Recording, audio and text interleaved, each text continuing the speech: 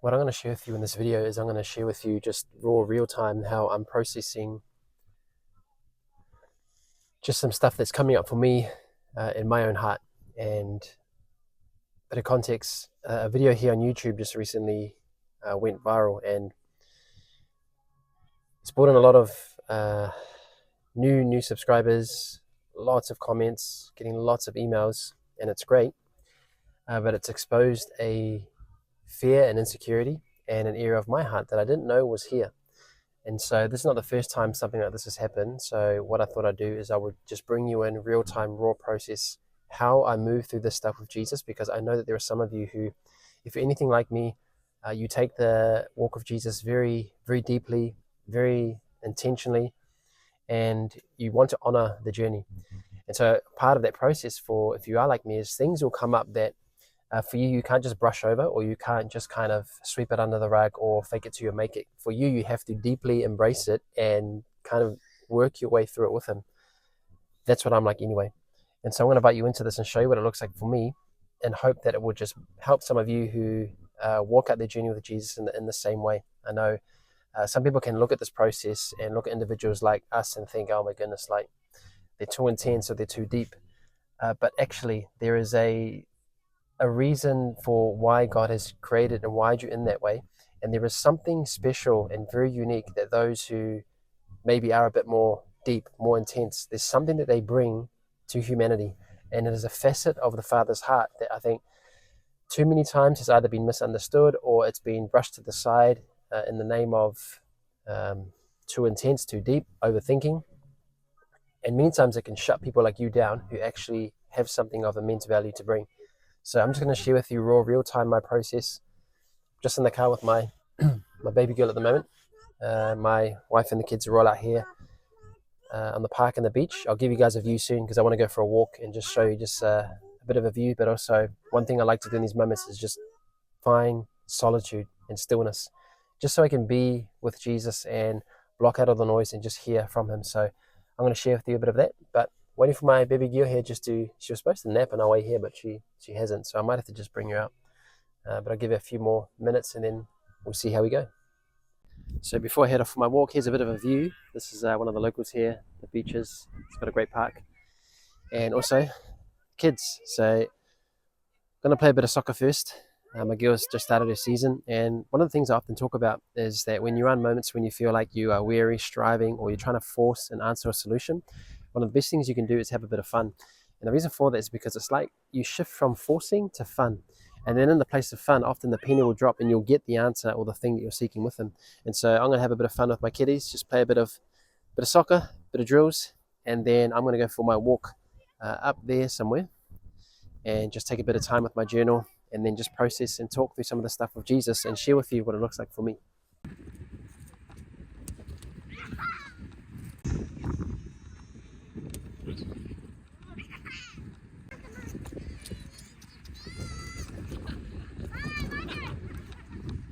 All right, soccer done, and I have a little friend who wants to join me. So this is our third little girl, well, our third child, sorry, and her name is Liliana. You'll see her in some of the videos. She's the one who she teaches us a lot. Let me say it that way. And she's very determined, very, very much a leader, very fearless. She's one who will just walk and go, and has no fear, which is awesome. So we're just nurturing that. So I'm not necessarily going to have a time of solitude. Don't have the luxury of that with my baby girl, but it's good. Jesus meets me in all of this, and it's just about aligning your heart with his, irrespective of where you are. So in the middle of the storm, the chaos, the stress, the frustration, the fire, you can still have peace amidst that. And so I'll show you what this looks like for me in this particular process. All right, we are at the top. Now, some people will think, oh, that poor girl, her dad's left her behind. But the truth is, this girl does not want help. She's that determined, so we just let her be. And it's great. As much as I would like to just pick her up and be more efficient and quicker and move on, she likes to do these things herself. But anyway, check out our view. So this is how blessed we are here in New Zealand and where we stay in Porirua, Wellington. Just some of the beauty that we get to enjoy here in New Zealand. Oh, you want to go higher? Okay, keep going. And so this is one of the special things. And I always feel that when I'm in nature, I just have this greater sense or awareness, at least, of the majesty of our good Father and everything that he is. And it's like all the, whether it be problems or stresses or worries, they just seem to dwindle away, if I can say that, when I just observe the grandness of nature and the oceans, the trees, the hills, the mountains. You just see his nature and his life and his grandness in all of it, and it's just such a blessing. So nature is one way that I like to just get out and just be with him. As Romans says, that his qualities are seen in all of creation. So he's here, and it's such a special thing that we get to have this much beauty where we live here in New Zealand. Well, I found a cozy spot where I'm just going to take time to sit and just journal. One thing a mentor taught me years ago is that thoughts untangle themselves through the lips and the fingertips. So talking and also writing or journaling. And so I'm going to take time to talk with Jesus. I'm going to journal some of my thoughts and just things that I sense him saying, or just things that are on my heart. And I'm just going to take some time to process some of the stuff like I shared. And then once I've done this, I'll let you know kind of what I've written down and just some of the tips that might be helpful and beneficial for you through this process too. All right, so the boss has said we need to move, so we're going to move. But the rest of them down there still playing. But I got to follow the boss, so we are off. Was that funny? Well, I didn't get to have my solitude up there, so it is what it is. Miss Liliana did not want to stay up, so I'm going to bring her back down. And these are just the moments, guys, where you just got to roll with it. And it's got a big deal for me, actually. It's actually testament to the growth and the maturity, but even the rest that I've been able to grow in, because I'm basically a recovering perfectionist, where I was the guy who everything needed to be structured, well ordered, on the time. If you're late, no good, all this and that. And so this particular moment here could be, for me, maybe for others, it could be a point to be really frustrated and stressed about, and I just want my time with Jesus, type thing. But Jesus is with us in all of it. And so even in this change of plan, so to speak, and not being able to get my time with Jesus up there, he's with me in all of it. So all I do is I bring her back down. I just find another spot. It's not difficult, unless you are too much of a perfectionist. Hey, my boy, you right? So I'm going to find another spot, and yeah, it's basically just time just to talk and just write. That's basically all I'm doing. And I would have preferred to be up where I was, but it's all good. So we just roll with it. All right. Well, I tried to come in the car for a bit of solitude, and that's not working either. So the joys of the journey. So I don't think I'm actually going to get any time for solitude when I get back home, maybe. So maybe the backyard is always where it's going to be. All right, so here we are. Solitude at last. Peace and quiet. So my apologies for that kerfuffle, if that's the right word or term. But that's just the joys and the reality of this life with Jesus, with a young family. It can be very busy at times and very full on, chaotic, it can seem.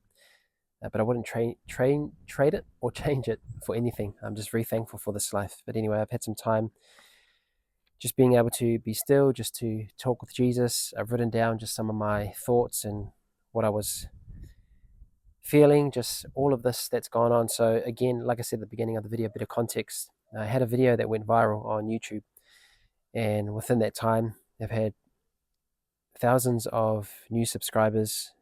Comments are just even still going, just non-stop. Lots of emails, and without me even realizing it, and I didn't expect this, but fear and pressure crept in. And so some of the questions, and I've written it down here, that were coming up for me was, oh, you better keep the momentum going, or you better give them what they expect, or don't let them down. It's on you. You've got to hold this now. This is all here. You got to make sure you keep them happy and satisfied. And then the other one, which is an absolute lie, is that it's up to you to carry them. And that's where it caught me and realized, hold on, that's not kingdom.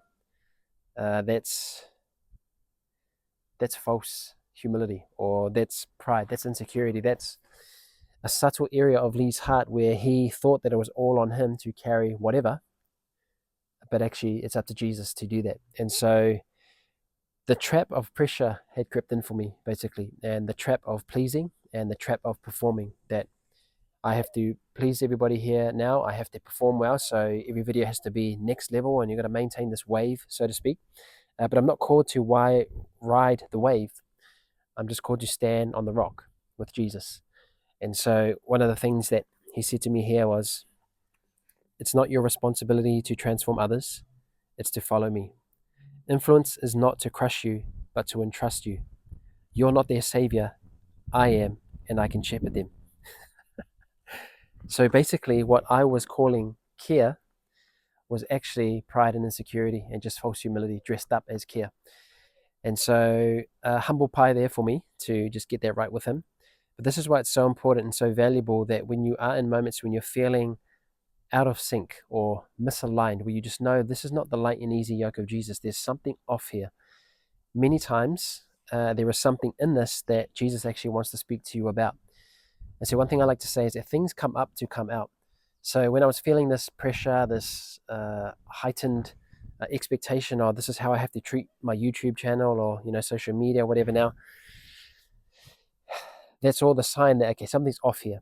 And if we're not careful, and because I've been in this place before, and I know that others have as well, I've heard other people's stories around this, that it's very easy to get caught in the trap of the demands of the crowd instead of just walking before the king.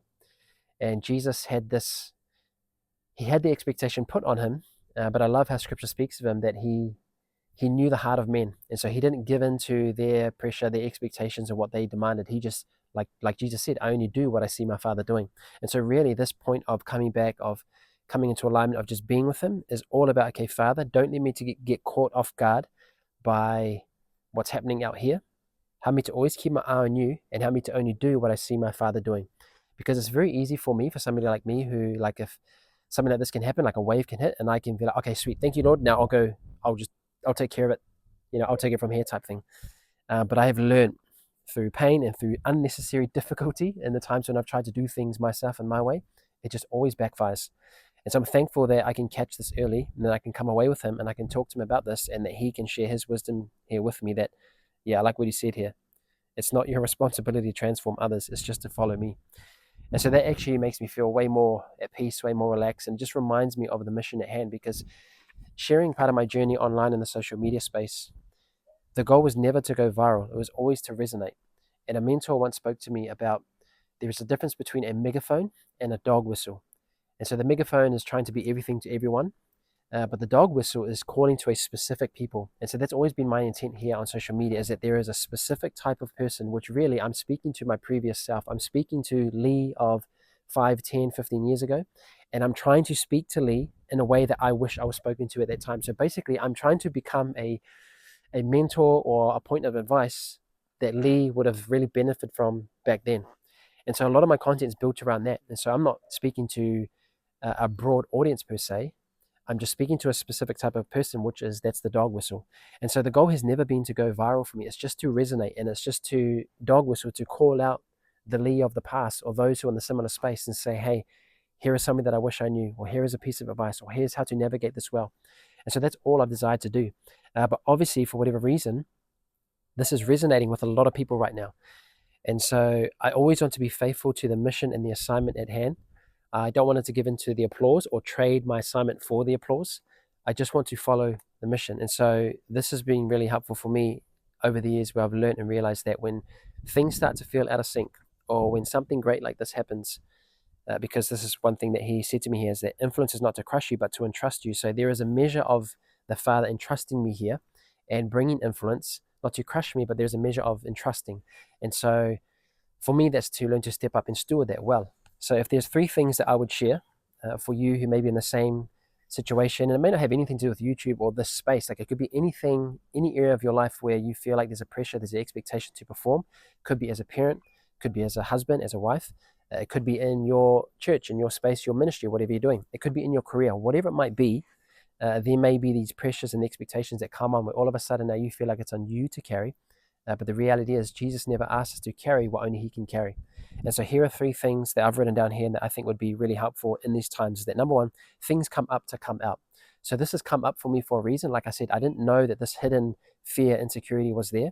I didn't know that there was this subtle pride dressed up as care. And so these things come up to come out, which is a good thing, because this is part of the journey of maturity. And many times, the biggest blockages to the goodness of God are areas in our heart and our soul that we don't realize that they're there. And many times they're wrapped in Christian language, which makes it even harder. Or they're wrapped in nice language, like, oh, but I care for these people and I want to care for them well. And yet, all under that is this block that is not from our good Father. And so things come up to come out. And so when those things come up, I encourage you, face it. I know it's very uncomfortable. And this is partly why I'm trying to show my process raw, real time, because I want people to see, look, you're not alone. And this is very normal. But also, this is how I walk it out. This is how I walk through these journeys and these processes, and hope that it will help you as you do that as well. So that's the first one. Things come up to come out. It's not a bad thing. It's not to say that you're a problem. You know, religion could easily crucify me and just condemn me for this. Like, oh, he's got this subtle pride, or he's got this insecurity. You need to fix yourself up. My good Father does not treat me like that. He is a Father who is tender, who is patient, who is loving and long-suffering. And he meets me where I am, and he puts his finger on these things because he knows I'm at a place now where I can handle it. And so I'm thankful that I had. And I've had the correction that I needed here, that I'm not people's savior. He is, and he's the one who shepherds them. So all of that to say, number one, things come up to come out. It's a good thing. It's super uncomfortable. I get it. It's painful, but it's so necessary because there's so much goodness on the other side of that. And the goodness that is already flowing to you can now flow more freely because that block is now moved out of the way, if I can say it that way. So that's the first one. Second one, flow with it. So if you've watched from the start of the video, you'll see I tried to have a place of solitude, but my daughter then wanted to come, then she didn't want to come, she didn't want to stay. So things can get very chaotic. And if we're not careful, we can get so rigid in how we think our life should be or how time should be, that when things happen that are out of our control, or when your daughter decides to change plans and whatever, we can easily get very stressed and frustrated about that. Like, I could have blown up my daughter and say, you silly girl, dad needs her time with Jesus, you know? Like, we can give into all of that. And so what I would encourage Lee of the past is, bro, relax and just flow with it. Know that Jesus is with you in all of it. And I think many times Jesus is probably, I see him almost like more proud that I'm able to deal with the change and shifts, because I've not been that guy in the past. It's been very hard for me to be flexible, you know, and it's not always been easy. So that would be the second one, is just to flow with it. So just stay in peace, whatever it is. If things change, plans change, just stay in peace. And part of flowing it also is go and have fun. So like I was doing at the beginning, just playing with my kids. You know, for a lot of religion and performance Christianity, fun looks careless, and fun looks foolish, and fun looks apathetic. Yet they fail to realize is that fun is simply a childlike posture of heart. And I've seen so many times for my life and in coaching clients as we walk through this, that when they just pull away from the situation and trying to force an outcome and just go do something fun, whether it's playing with your kids, playing a game, playing a video game, go hanging out with friends, going fishing, going for a walk, whatever it might be, go and have fun. And what you'll find more times than not, number one, Jesus is in the fun, but also two, in the letting go of the pressure of trying to figure it out, you'll find that your hand opens. I like to talk about this open, close hand thing. You'll find that your hand opens and you can now catch, so to speak, the answer, the wisdom that Jesus is trying to give to you. So many times we try to force an answer, that's a closed fist. You can't catch nothing with a closed fist.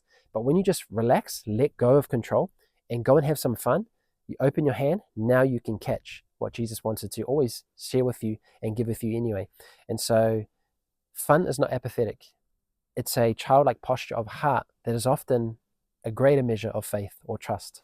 So that's the second one. Flow with it. Have peace. Have fun. Thirdly and finally, we live for an audience of one.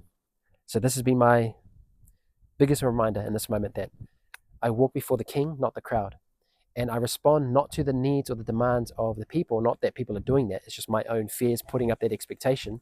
But in moments when that is there, or if it is legitimate demand from the people, my first response is not to the people, but to my good Father. And so that gives me so much peace and comfort, realizing we're always living for this audience of one. It's all about following him. And like Jesus, I only do and say what I see my Father doing and saying. And so I always want to be in that position where I have an ever open ear to the moves, the changes, the drifts, the flows, the rhythms of my Father's grace. And I just want to always live in that place. And so again, those three things. Number one, things come up to come out. There's nothing wrong with you. It's a good thing. There are blocks that he wants to remove, and there's so much more goodness that he wants to freely give to you. Secondly, flow with it. As you're navigating these different moments, situations of life, things come up, things change, just flow with it as best as you can. Stay in peace and know that Jesus is with you in it all.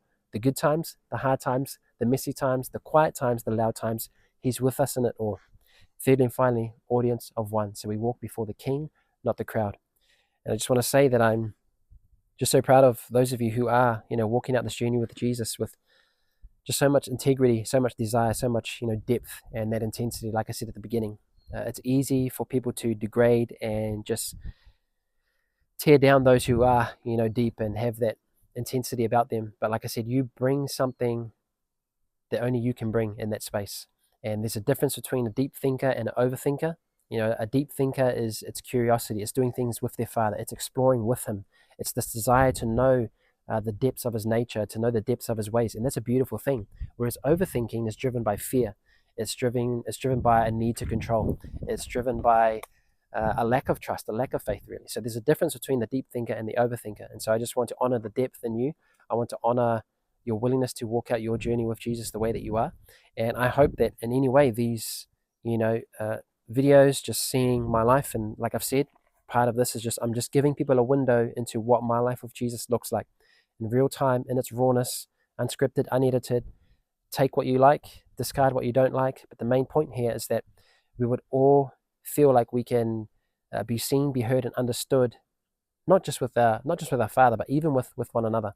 And I know that the Lee of the past, it would have been so helpful for his journey and just part of where that is. And so if it's a blessing for you, I'm thankful for it. I'm thankful to share space with you. But most of all, your good Father knows how to shepherd you most. And that's all we're doing at the end of the day. And He knows you well. You know Him better than you probably give yourself credit for. And you must be free to follow your good shepherd, because He is faithful. And He's more willing for you. He's more willing for you to be led by Him and to walk with Him than often we are, and then we desire to walk with Him. So you must be free to follow Him in all of that. So bless you.